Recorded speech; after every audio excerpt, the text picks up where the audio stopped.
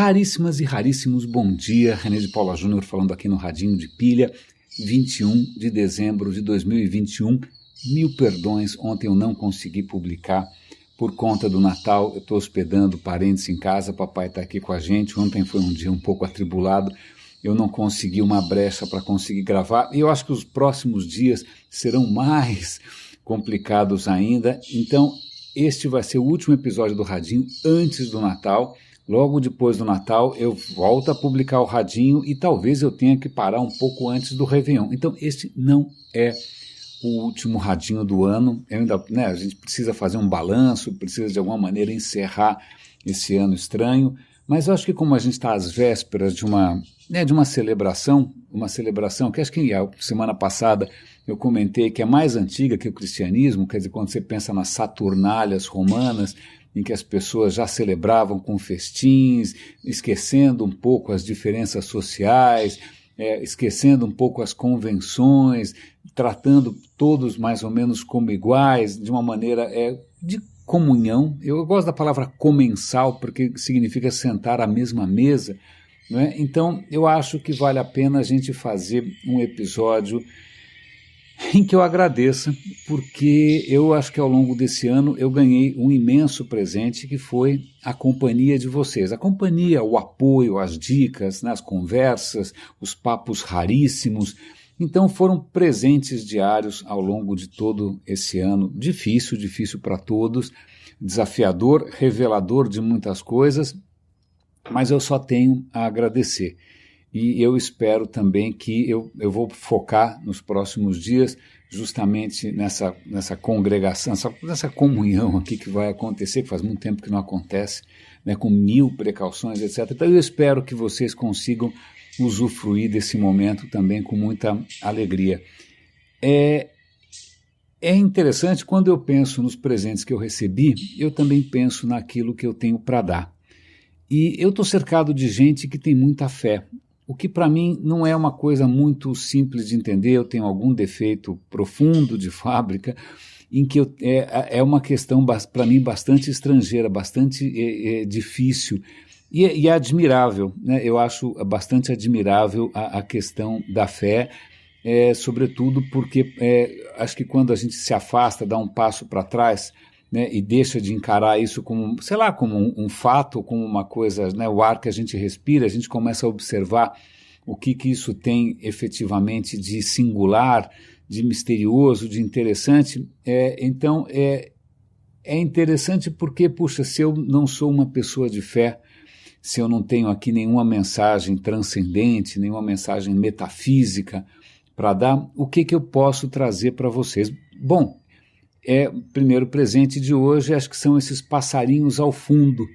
E hoje não foi um dia muito propício para gravar passarinhos. Eu gravei ali com uma certa dificuldade, os ruídos da cidade estavam bastante fáceis de perceber, não havia tantos passarinhos assim, mas eu acho que o esforço que eu acabei fazendo hoje de manhã de tentar identificar os passarinhos, tentar filtrar um pouco os ruídos desnecessários, né? Tentar concentrar a atenção da gente nessa coisa completamente milagrosa que são pássaros numa cidade como São Paulo.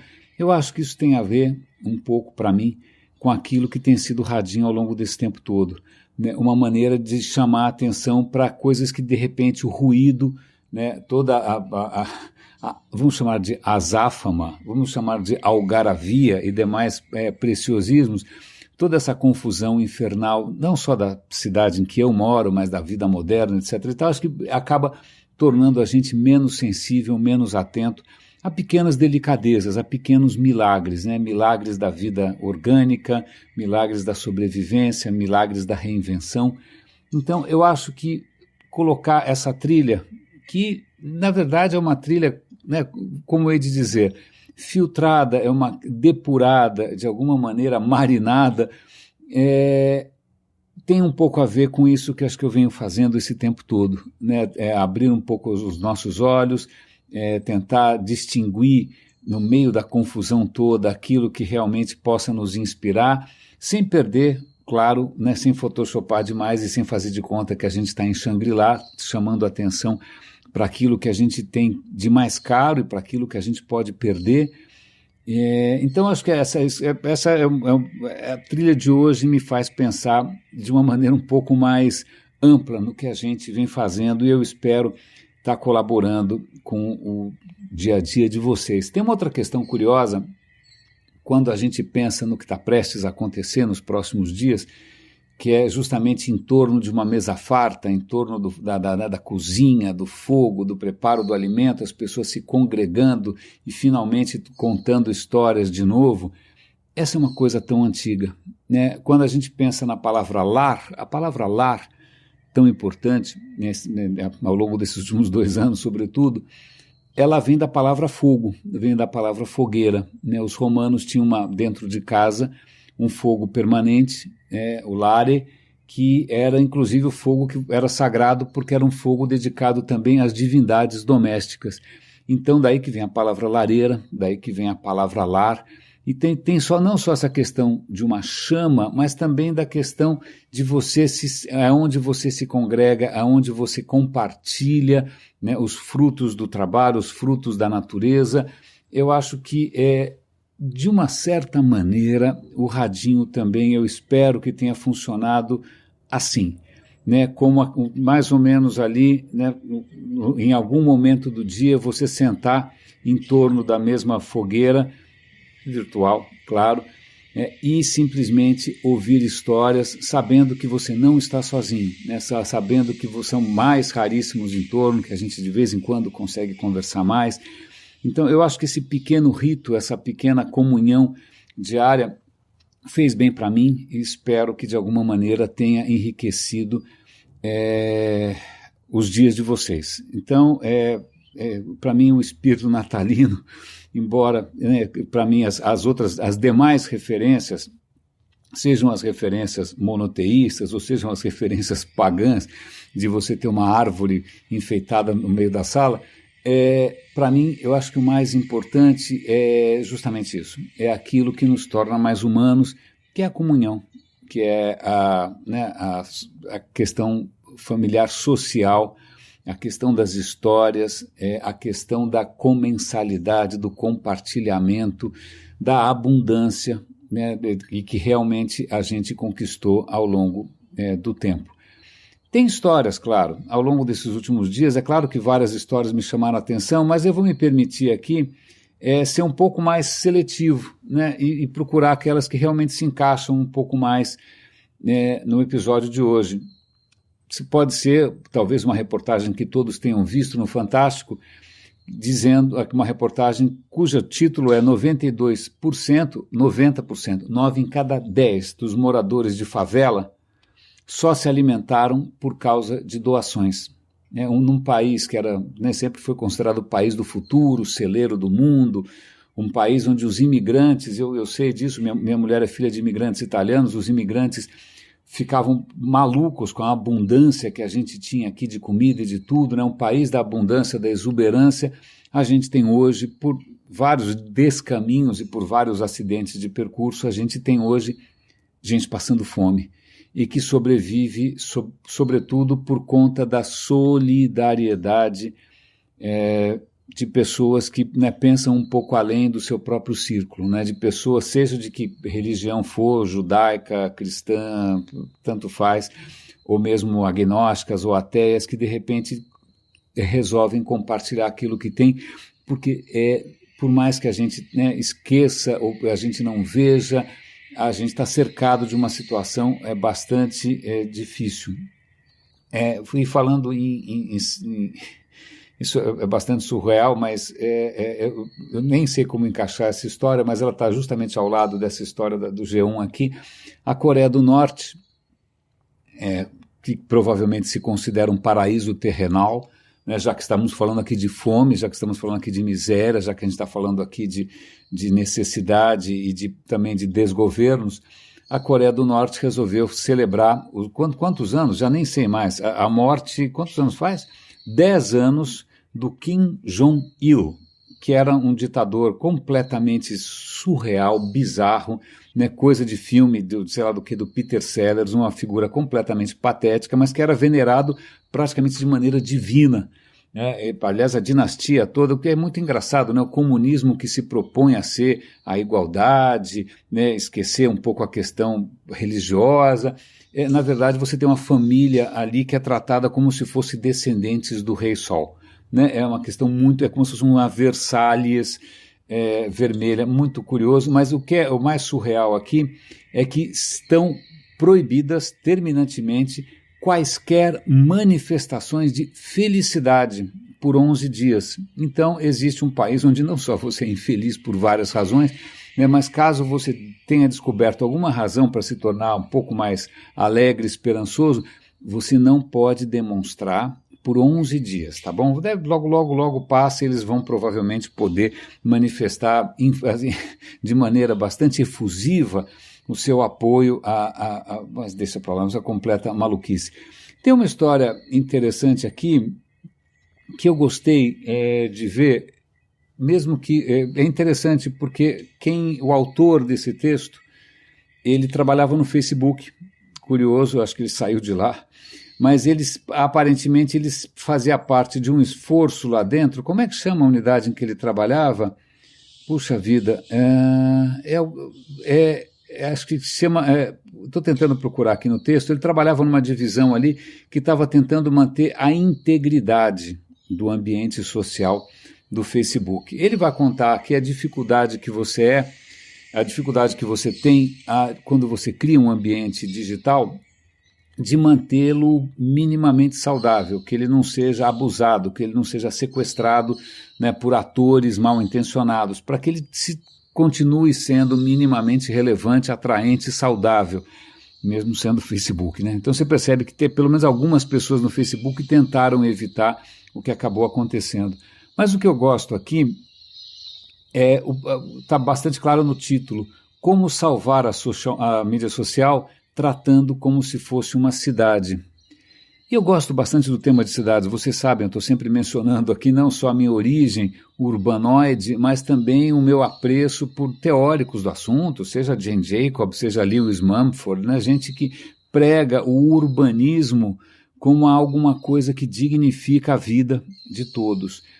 E se a gente parar para pensar em cidade, é lógico, o Natal é aquele momento em que você volta para o núcleo duro, por assim dizer, da organização social, que é a sua família mais próxima, né? É claro que durante muito tempo, provavelmente, a humanidade se restringiu a organizações familiares, né? Então é isso, enquanto você está dentro da família, tudo bem.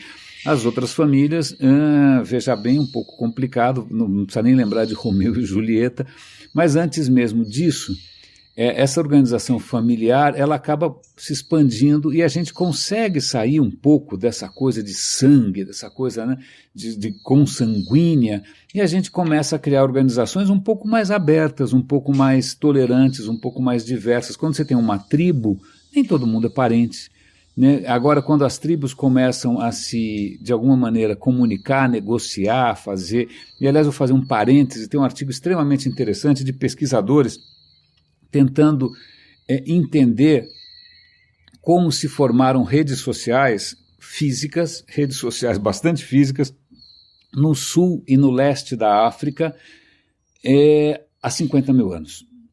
E como é que eles vão saber se de repente você tinha conexões ali entre tribos?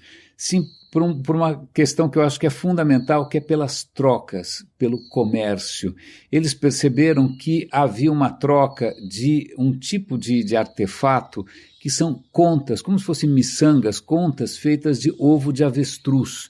Então, de alguma maneira, mesmo num espaço territorial gigantesco, que provavelmente eram várias tribos, vários grupos, tal, elas deviam trocar figurinha entre si, e isso fica claro pelos vestígios dessas contas, desses colares feitos de casca de ovo de avestruz.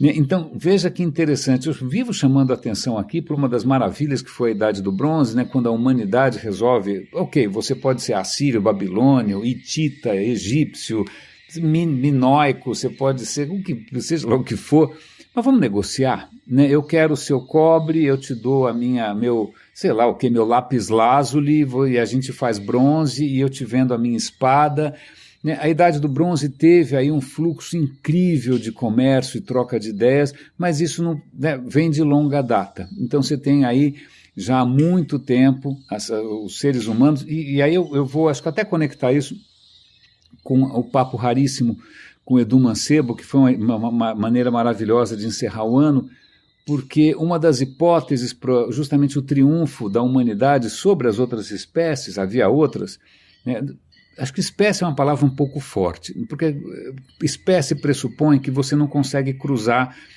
e que se você cruzar, a próxima geração vai ser estéril, que nem quando você cruza um cavalo com sei lá o quê, com um jumento, legal, cruzou, mas o que nasce é uma criatura estéril. Mas eu nunca sei se é jumento ou mula, desculpem, eu tenho uma relativa ignorância, enquanto passa um avião aqui, uma relativa ignorância equestre. Mas o que é interessante aqui é que o que talvez explique, e de novo até o Natal é um bom momento para a gente lembrar disso, que talvez a espécie humana, o Homo sapiens especificamente, se distingua por uma característica que talvez seja inclusive genética. A gente conversou com o Edu Mancebo sobre a síndrome de Williams. Síndrome de Williams está no espectro do autismo, é uma mutação genética que faz com que as pessoas sejam muito, mas muito dadas, muito afetivas, né, muito interessadas, muito amorosas, muito físicas, né, a um nível quase que inimaginável, a um nível que chega a ser embaraçoso, a um nível que chega a ser desconcertante, porque as pessoas que nesse espectro são funcionais, elas vão perguntar de você com legítimo interesse, elas vão se lembrar da sua história, elas vão manifestar o seu carinho, mesmo que ela nunca tenha visto você antes. A pessoa simplesmente nasceu sem firewall, sem a coroa de espinho, sem, sei lá, sem nada.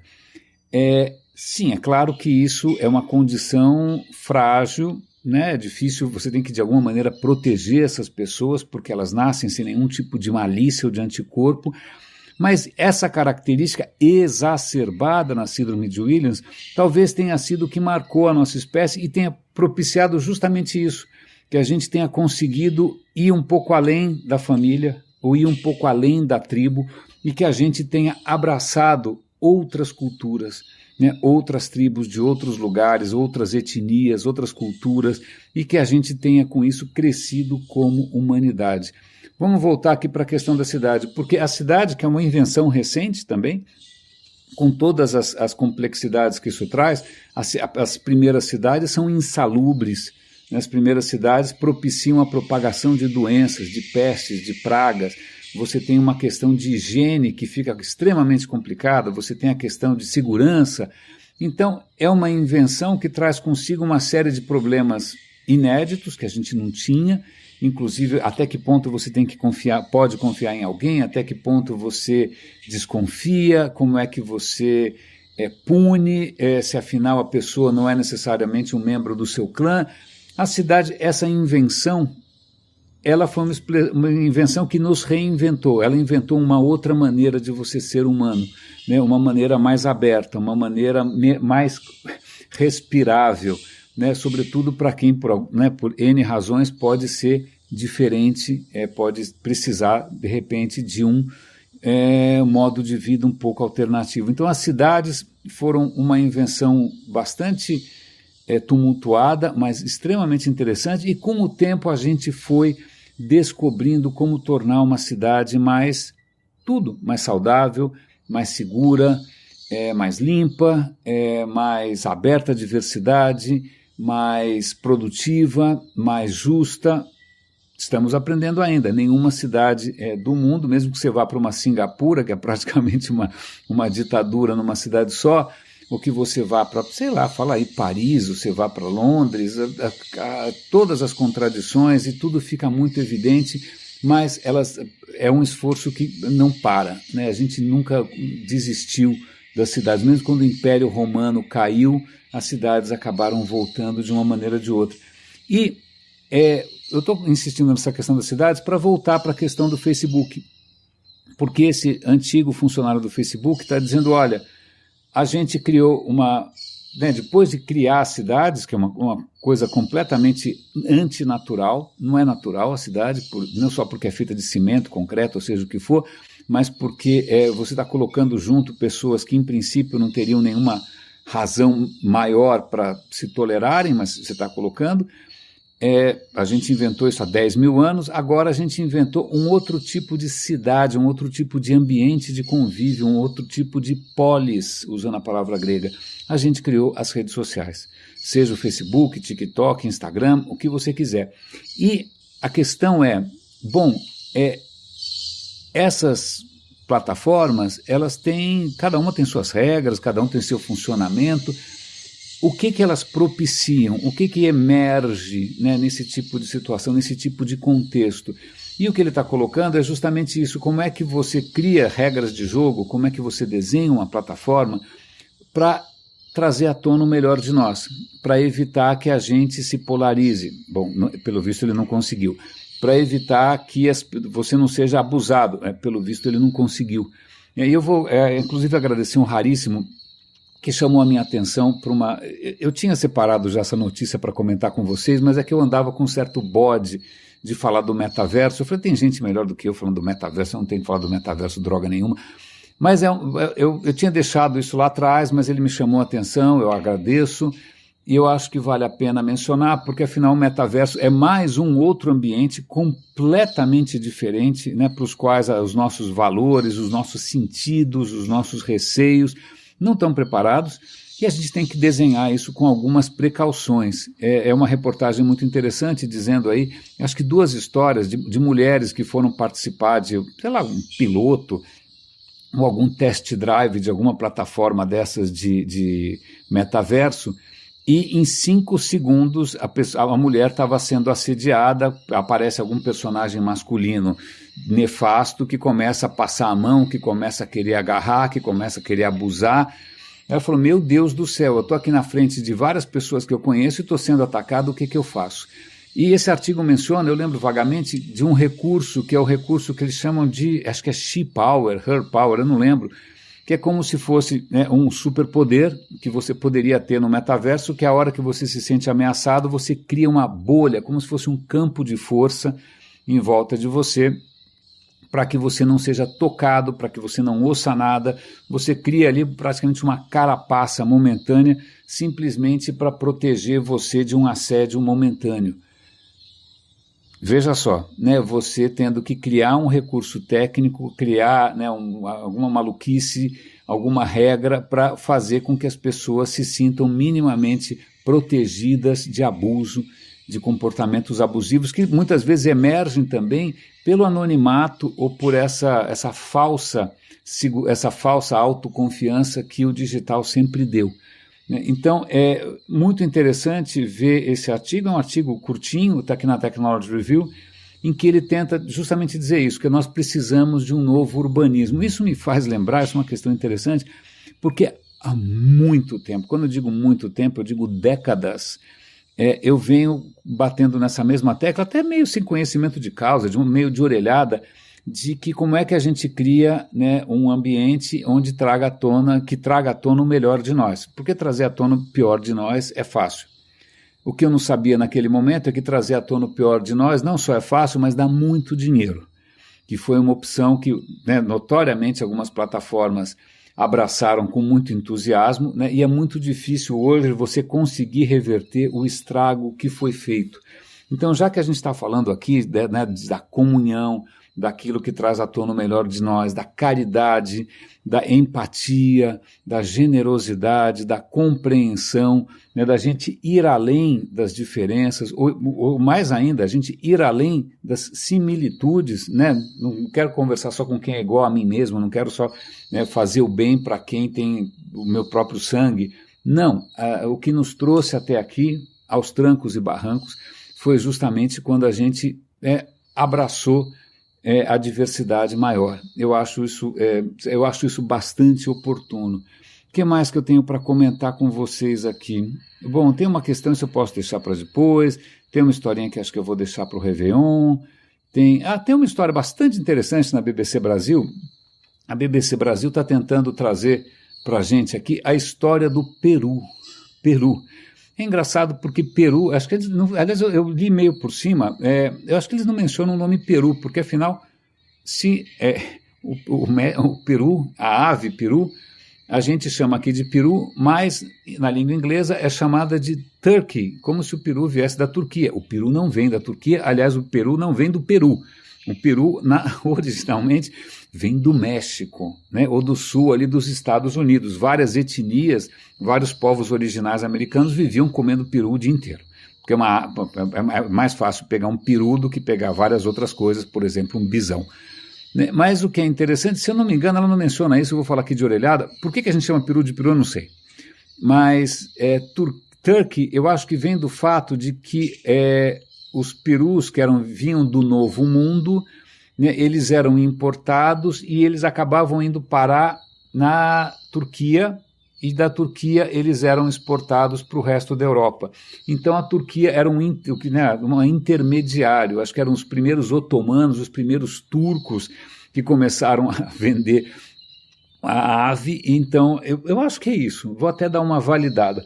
Mas o que é muito interessante aqui, eu recomendo a leitura, se tiver uma coisa só para ler aqui já está legal, ela vai contar o trabalho de historiadores que estão tentando entender a Idade Média, não só por biografias, sargentos, generais, capitães, né? Não, reis, não, mas eu já comentei com vocês que história, existem várias modalidades de historiografia.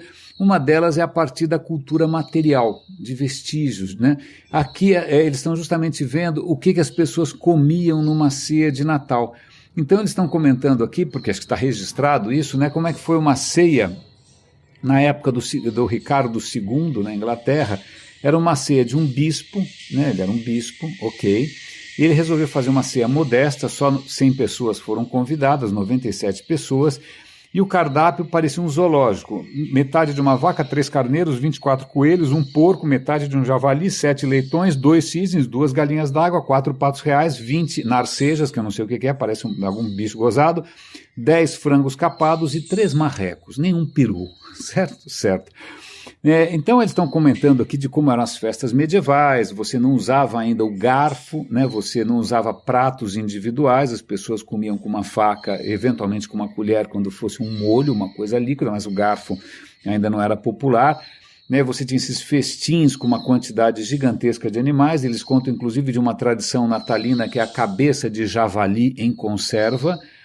Parabéns, né? Mas em algum momento no século XVI, 1500 e bolinha, 1500, acho que 20, um inglês leva lá para a Inglaterra, ele está voltando do Novo Mundo, ele traz essa ave estranhíssima, que era o peru. Estranha, realmente bastante exótica.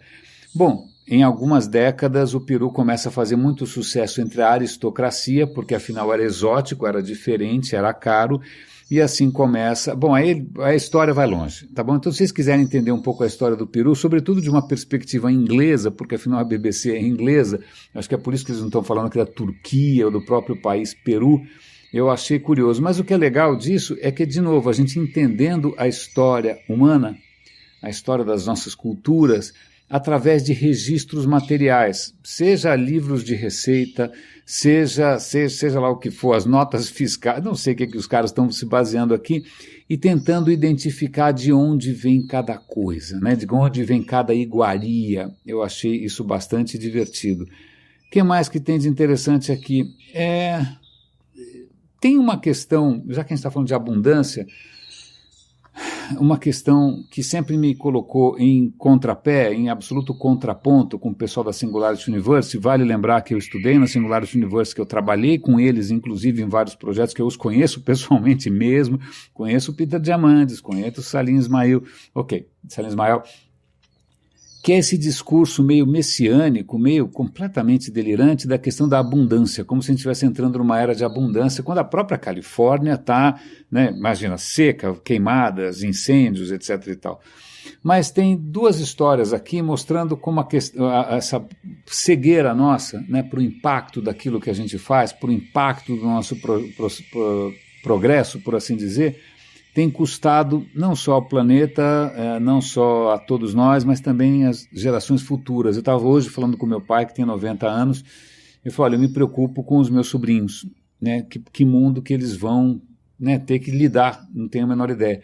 E tem dois exemplos aqui extremamente, quase de A a Z. Eu não digo que é de A a Z porque é de E a Z, mas a distância no alfabeto é mais ou menos já uma indicação da distância econômica.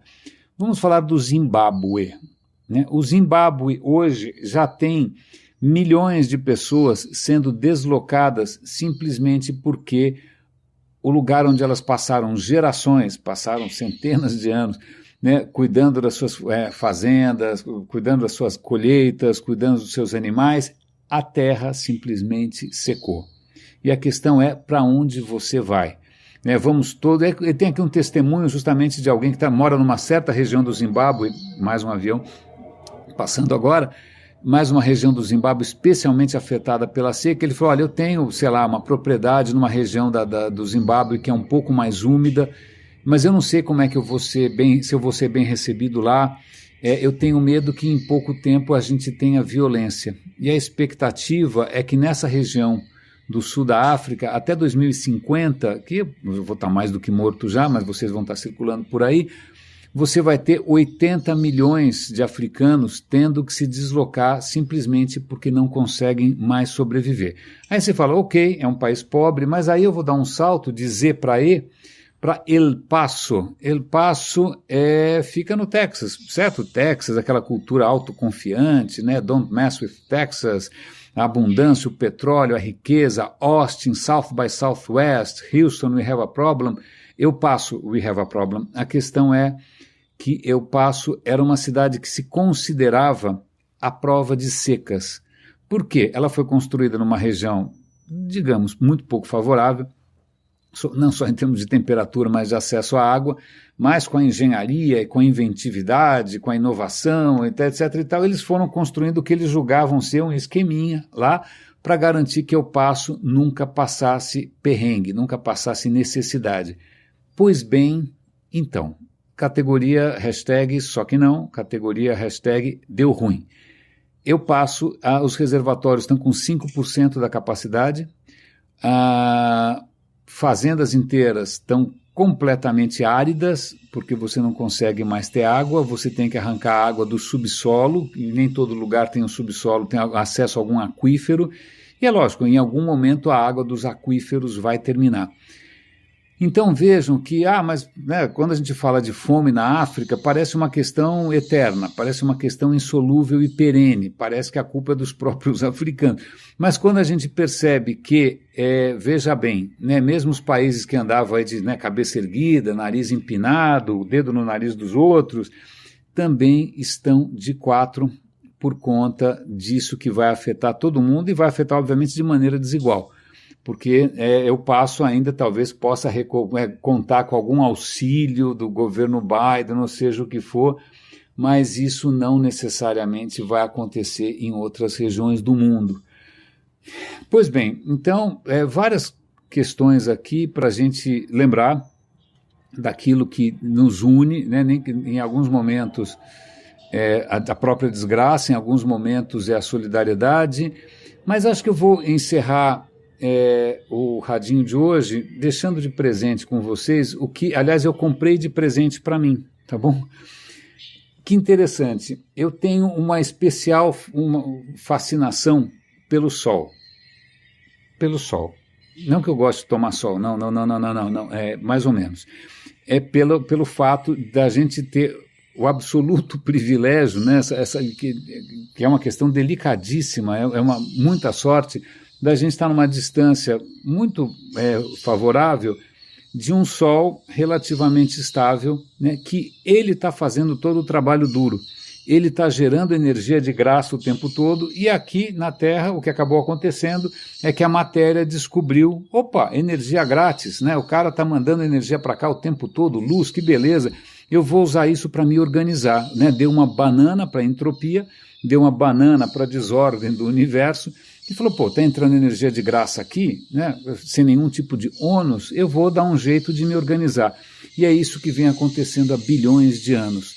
A gente vem aqui construindo maravilhas que se reconstroem, maravilhas que se transformam, maravilhas que se inovam, que se reinventam, tudo em cima de uma dança né, em cima de fótons, né, de elétrons soltos que são propiciados pelo Sol. Então eu tenho fascínio com qualquer imagem com que a NASA mostre da superfície do Sol, que é aquela coisa furiosa, né, tempestades magnéticas, arcos de plasma, né, fusão nuclear, aquela coisa acontecendo a 8 minutos de distância daqui, se você pensar como um fóton, não é mesmo?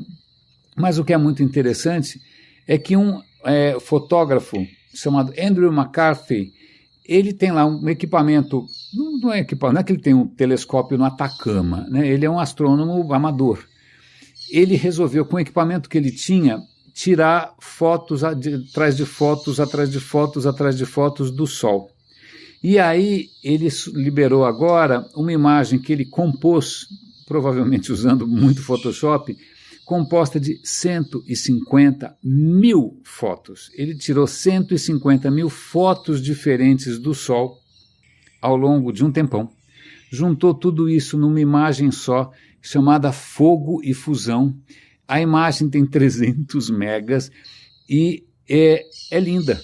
É linda. E é lógico, ele deve estar liberando essa imagem em baixa resolução, mas se você quiser, você pode comprar. Você pode comprar como um pôster, você pode comprar como um quadro emoldurado, ou você pode comprar uma versão digital em alta. E eu comprei para mim, tá bom? Então os cafés que vocês me deram esse mês, que vocês, né, graciosamente têm me presenteado ao longo desse ano, pois bem, uma parte deles acabou de ser dedicada a comprar para mim mesmo uma foto simplesmente esplendorosa dessa estrela que está lá, né? Lógico, ela está ocupadíssima, ela não tem nem ideia. Eu me lembro do Milor Fernandes, que fez um poema curtinho uma vez, que era assim: sabe o que me comove? Para o Sol não chove, né? O Sol não tem ideia do que está acontecendo abaixo das nuvens, não tem ideia do que está acontecendo aqui, mas para mim é uma fonte perpétua de fascinação e encanto, porque o que a gente está vendo ali é tanta coisa em jogo, é a gravidade, que é a força mais fraca e mais lenta possível e imaginável, né, forçando a matéria a dar um nó nela mesma, né, átomos sendo compostos. Nós todos viemos disso. O carbono na sua carne, o ar que você, né, o oxigênio que você respira, né, tudo, a água, tudo nasce dentro dessa fornalha que está lá o tempo todo, enquanto ela durar, claro, propiciando esse absoluto milagre que a gente só agora está aprendendo a reconhecer. É lógico que lá atrás alguém já teve uma intuição várias vezes inclusive, né, uma intuição bastante interessante de cultuar o Sol, porque a pessoa percebeu que a vida na Terra depende disso, não é mesmo? Então, veja só que sabedoria, né? Ao invés de imaginar que a gente deva alguma coisa a criaturas que moram sei lá onde, moram numa outra esfera, e que não tem, em princípio, nenhuma conexão muito direta com o que acontece com a nossa vida orgânica, material, deliciosamente finita e instável, pois bem, vamos resgatar aqui, então, esse fascínio, talvez, de Akhenaton, o criador do primeiro monoteísmo, que olhou e falou: olha, quer saber? A vida na Terra existe por causa do Sol. Então, eu deixo vocês, é uma maneira... Não estamos em torno da mesma lareira, não estamos em torno do mesmo fogo, mas estamos debaixo, né, dessa mesma bola incandescente que é o que propicia vida a todos nós. Raríssimas e raríssimos, muito obrigado. Um boníssimo Natal, boníssimas festas para todos vocês. Cuidem-se, por favor. E a gente se fala de novo logo depois, dia 26, muito provavelmente. Antes a gente se fala com certeza antes do Ano Novo. Um grande abraço e Feliz Natal.